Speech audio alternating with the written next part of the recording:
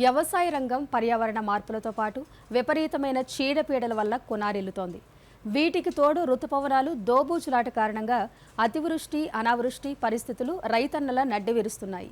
అయితే విపరీతమైన రసాయన ఎరువులు పురుగు మందుల వాడకం వల్ల అధిక ఖర్చులే కాకుండా విషతుల్యమైన ఆహారం తయారవుతుంది. మరోవైపు వాతావరణ కాలుష్యం పెరుగుతుంది. దీని బారి నుండి తప్పించుకునేందుకే ఇప్పుడు సేంద్రియ వ్యవసాయం వైపు మొగ్గు చూపాల్సిన అవసరం ఎంతైనా ఉంది.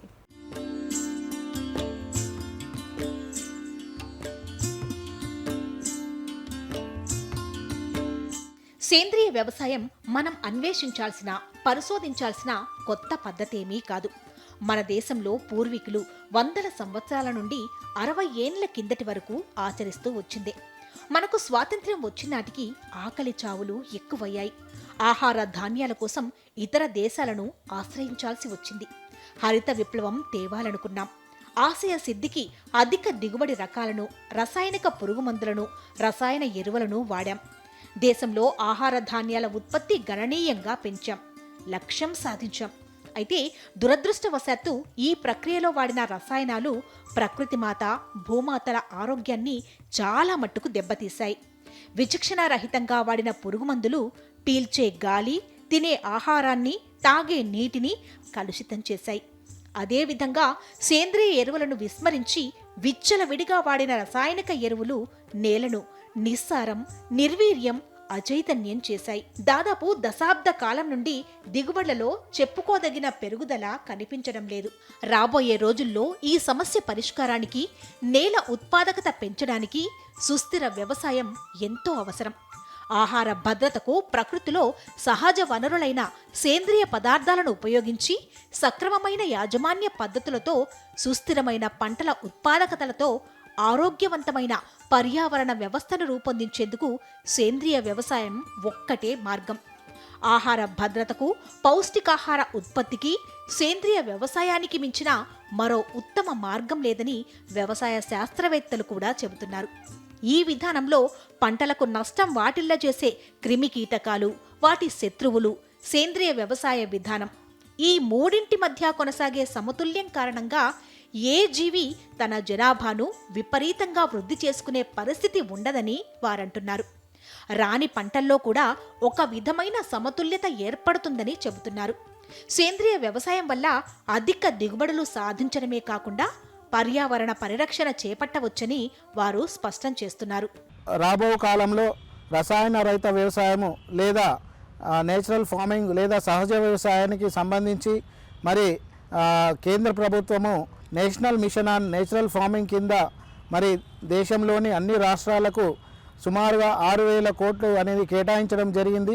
దీంట్లో ముఖ్యంగా చూసినట్లయితే 2 సంవత్సరాలలో 2026, 2027 సంవత్సరానికి గాను 1 కోటి మంది రైతులు ఈ సహజ వ్యవసాయాన్ని దాంట్లో ఎక్స్పీరియన్స్ అయ్యి రాబో కాలంలో ఈ రసాయన రహిత వ్యవసాయం ఉండేటట్లు చూడాలన్న ఉద్దేశంతో కేంద్ర ప్రభుత్వం ఈ పథకాన్ని తీసుకురావడం జరిగింది.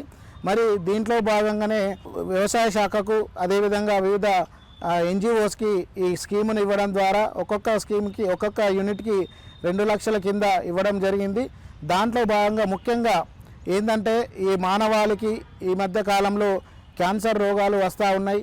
అదేవిధంగా మరి అవశేషాలు మరి పంటలలో చాలా వరకు రసాయన ఎరువులు కానీ, పురుగు మందులు కానీ చాలా వరకు ఉంటున్నాయి.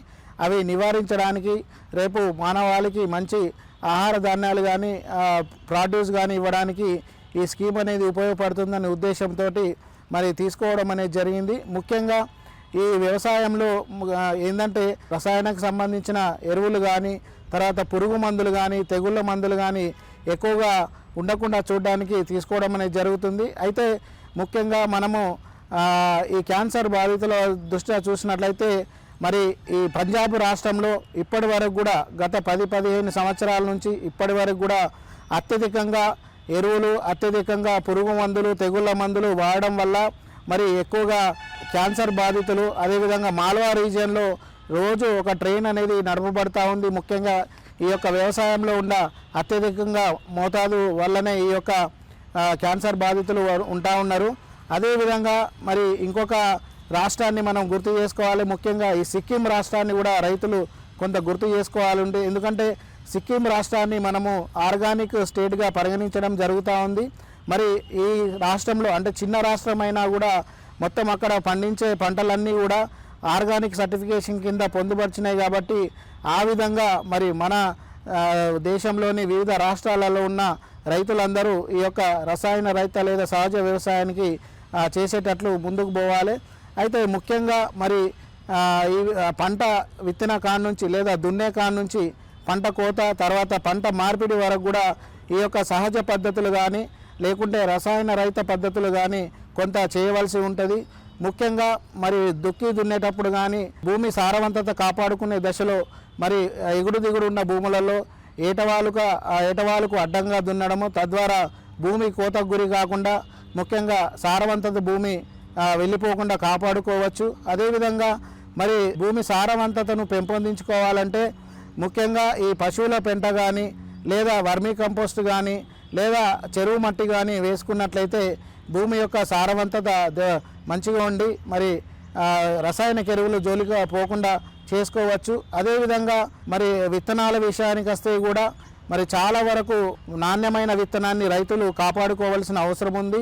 అదేవిధంగా వాతావరణానికి కానీ మానవాళికి కానీ భూమికి కానీ నష్టపరిచే విత్తనాల జోలికి పోకుండా చూసుకోవాలి. ఉదాహరణకు HT కాటన్ అంటే హెర్బిసైడ్ టాలరెంట్ కాటన్ అంటాము. సో దాని ద్వారా ముఖ్యంగా ఈ యొక్క పత్తి పంటలో ఈ విత్తనం వేసిన తర్వాత ఈ యొక్క కలుపు గడ్డి మందును పిచికారీ చేయాల్సి ఉంటుంది.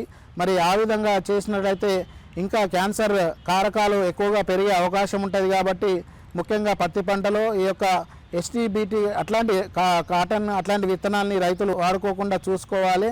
అదేవిధంగా మంచి నాణ్యమైన విత్తనాలను బ్రీడర్ సీడ్ అయితేనేమి లేదా ఫౌండేషన్ సీడ్ అయితేనేమి అదేవిధంగా సర్టిఫైడ్ సీడ్ అయితేనేమి దాని యొక్క జెన్ను ప్యూరిటీని బట్టి సుమారుగా 3 నుంచి 5 సంవత్సరాల వరకు రైతులు కాపాడుకోవాల్సిన అవసరం ఉంది. కాబట్టి ఆ విత్తనాన్ని కూడా ఈ కోణంలో వాడుకున్నట్లయితే రేపు మంచి నాణ్యత దిగుబడి వచ్చే అవకాశం ఉంటుంది.